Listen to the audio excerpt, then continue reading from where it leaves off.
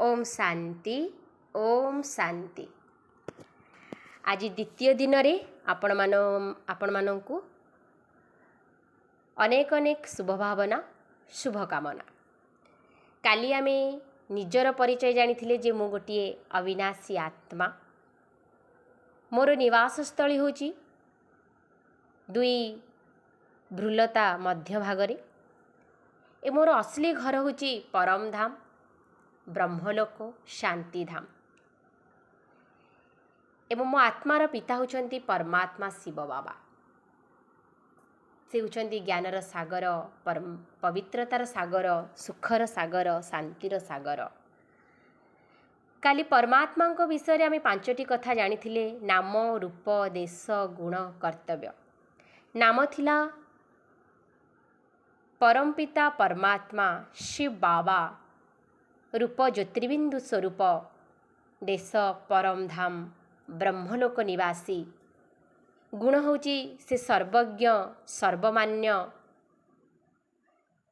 गुणर भंडार, ज्ञानर सागर पवित्रतार सागर सुखर सागर शांतिर सागर।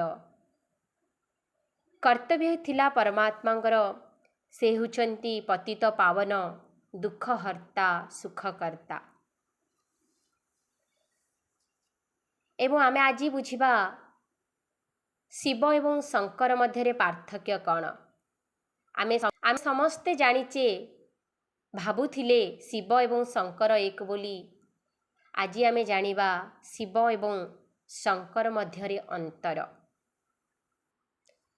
शिव हेउछंती ज्योतिर्बिंदु, शंकर होउछंती सूक्ष्म शरीरधारी।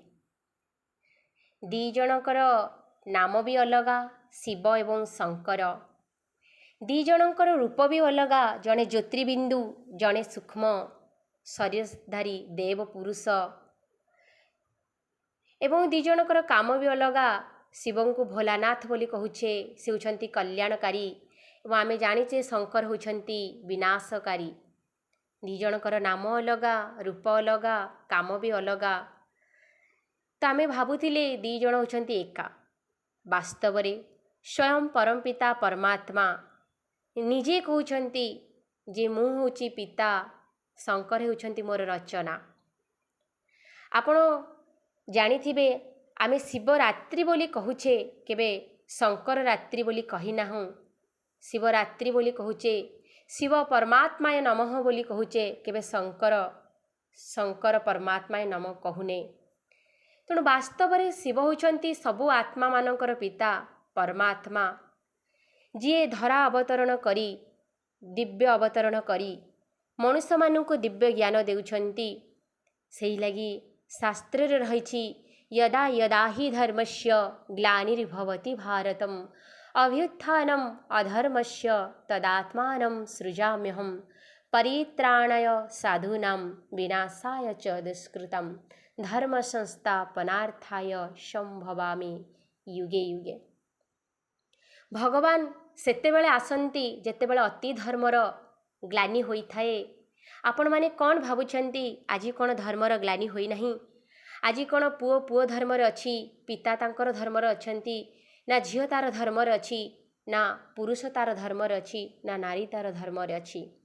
एई अति धर्म ग्लानि समय रे स्वयं परमात्मा दिव्य अवतरण करी परकाया प्रवेश करी मनुष्य को दिव्य ज्ञान देउछंती जे तुमे सब आत्मा एठी पृथ्वी लोक को साकार मनुष्य लोक को आसीछ अभिनय करिबा पई। एबे अभिनय सरिले तुमे निज घर को फेरी जीव। तेणु परमात्मा तांको त्रिमूर्ति बोली कहा जाए, त्रिकालदर्शी बोली कहा जाए। आपण देखिथिबे सब बेले शिवलिंग रे तीनोटी रेखा थाए।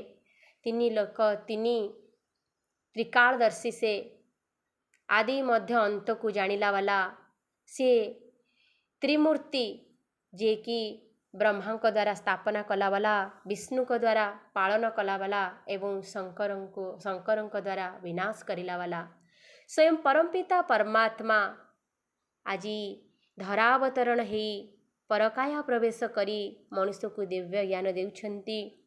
मनमना भवर मंत्र जेमती कहिथिले, हे अर्जुन तू मते मनरे मनरे स्मरण कर, ମନ୍ମନାଭବର ମନ୍ତ୍ର, ମନ୍ମନାଭବର ଅକ୍ଷର ଆମେ କହୁନାହୁଁ। ଗୀତାରେ ଅଛି ଯେ ହେ ଅର୍ଜୁନ ତୁ ମୋତେ ମନ୍ମନାଭବର ମନ୍ତ୍ର ସ୍ମରଣ କର। ମନ୍ମନାଭବ ମାନେ ନିଜ କର୍ମ କରିବା ସମୟରେ ମଧ୍ୟ, ଖାଇବା ବୁଲିବା ଚାଲିବା ସମୟରେ ଏବଂ କର୍ମ କରିଲା ସମୟରେ ମଧ୍ୟ ଆମେ ପରମାତ୍ମାଙ୍କ ସ୍ମୃତିରେ ରହିବା। ଏହା ହିଁ ମନ୍ମନାଭବ। ପରମାତ୍ମା ତାଙ୍କର ପରିଚୟ ସେ ନିଜେ ଦେଉଛନ୍ତି, ସେଇ ଲାଗି ତାକୁ ସ୍ୱୟମ୍ଭୁ ବୋଲି କୁହାଯାଏ। ଆପଣମାନେ ଶିବରାତ୍ରି ବୋଲି କହିଥାନ୍ତି, କେବେ ଶିବ ଶଙ୍କର ରାତ୍ରି ବୋଲି କହିନଥାନ୍ତି। ଆମେ ସମସ୍ତେ ଶିବରାତ୍ରି ପାଳନ କରୁଛେ। ରାତ୍ରି ବୋଲେ ଖାଲି ଘୋର ଅନ୍ଧକାର ରାତ୍ରି ସମୟ ନୁହେଁ। ଶିବରାତ୍ରି ଅର୍ଥାତ୍ ପ୍ରତ୍ୟେକ ମଣିଷ ଭିତରେ ଯଦି ଅଜ୍ଞାନତା ଦେଖାଦେଲା, ପ୍ରତ୍ୟେକ ମଣିଷ ଆତ୍ମା ଅଜ୍ଞାନରେ ବୁଡ଼ି ରହିଲେ, ଜ୍ଞାନର ପ୍ରକାଶ ଦେବା ପାଇଁ ସ୍ୱୟଂ ପରମାତ୍ମା ଅବତରଣ କଲେ। ସେଥିଲାଗି ଆମେ ଶିବରାତ୍ରି ପାଳନ କରୁଛେ। ଆମେ ରାତି ସାରା ଜାଗର ରହିକି ଆତ୍ମା ଦୀପକ ଜାଳିବା ପାଇଁ ଆମେ ଦୀପଟିଏ ଲଗାଇଥାନ୍ତି। ଭଗବାନ କହୁନାହାନ୍ତି ଯେ ତୁମେ ସବୁବେଳେ ରାତି ସାରା ଜାଗ୍ରତ ହେଇ ଦୀପ ଲଗାଅ। ଆତ୍ମା ଦୀପକ ଜଳେଇ ରଖିବା ହେଉଛି ପ୍ରକୃତ ଶିବରାତ୍ରି ପାଳନ କରିବା। ନିଜକୁ ଆତ୍ମା ବୋଲି ଭାବି ପରମାତ୍ମା ଶିବଙ୍କର ଧ୍ୟାନ କରିବା, ତାଙ୍କୁ ସ୍ମରଣ କରିବା ଏବଂ ତାଙ୍କୁ ଚାଲିବା ବୁଲିବା କର୍ମ କରିଲା ସମୟରେ ମନେ ପକାଇବା, ଏହି ଶିବରାତ୍ରିର ବାସ୍ତବିକ ଅର୍ଥ।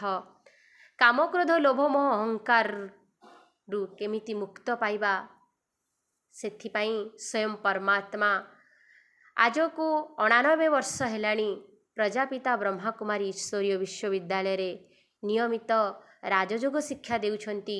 ଯେଉଁ ରାଜଯୋଗ ଆଧାରରେ ଆମେ ମଣିଷରୁ ଦେବତା ହୋଇପାରିବା, ଦେବତୁଲ୍ୟ ହୋଇପାରିବା, ଆମର ଶ୍ରେଷ୍ଠ କର୍ମ ହେବ, ଶ୍ରେଷ୍ଠ ଆମେ ଜୀବନଯାପନ କରିପାରିବା। ଆଜି ଆମର ଧର୍ମଭ୍ରଷ୍ଟ ହୋଇଯାଇଛି, ଜୀବନ କର୍ମଭ୍ରଷ୍ଟ ହୋଇଯାଇଛି। ସ୍ୱୟଂ ପରମାତ୍ମା ନିଜେ ଆସି ଦିବ୍ୟ ଜ୍ଞାନ ଦେଉଛନ୍ତି, ମଣିଷକୁ ଦିବ୍ୟତାରେ ଭରପୁର କରିଦେଉଛନ୍ତି, ମଣିଷରୁ ଦେବତା ବନାଉଛନ୍ତି। ଏବେ ଆମେ ପରମାତ୍ମା ବ୍ରହ୍ମାଙ୍କ ଦ୍ୱାରା ସ୍ଥାପନା କରୁଛନ୍ତି, ବିଷ୍ଣୁଙ୍କ ଦ୍ୱାରା ପାଳନା କରୁଛନ୍ତି, ଶଙ୍କରଙ୍କ ଦ୍ୱାରା ବିନାଶ କରୁଛନ୍ତି। ଏହି ଫଟୋଚିତ୍ର ଆମେ କାଲି ବୁଝିବା। ଜେନେରେଟର, ଅପରେଟର ଏବଂ ଡେଷ୍ଟ୍ରୟର ଏସବୁ କାଲି ବୁଝିବା। ଆଜି ପାଇଁ ଆମେ ପୁଣି ନିଜକୁ ଆତ୍ମା ବୋଲି ଭାବିବା, ପରମାତ୍ମା ଶିବ ବାବାଙ୍କୁ ମନେ ପକାଇବା ଏବଂ ଆମର ଘର ପରମଧାମ ଏ ସ୍ମୃତିରେ 2 ମିନିଟ୍ ବାବାଙ୍କୁ ୟାଦ କରିବା। ଏବଂ ଆଜି ପାଇଁ ଏତିକି। ଓମ୍ ଶାନ୍ତି, ଓମ୍ ଶାନ୍ତି।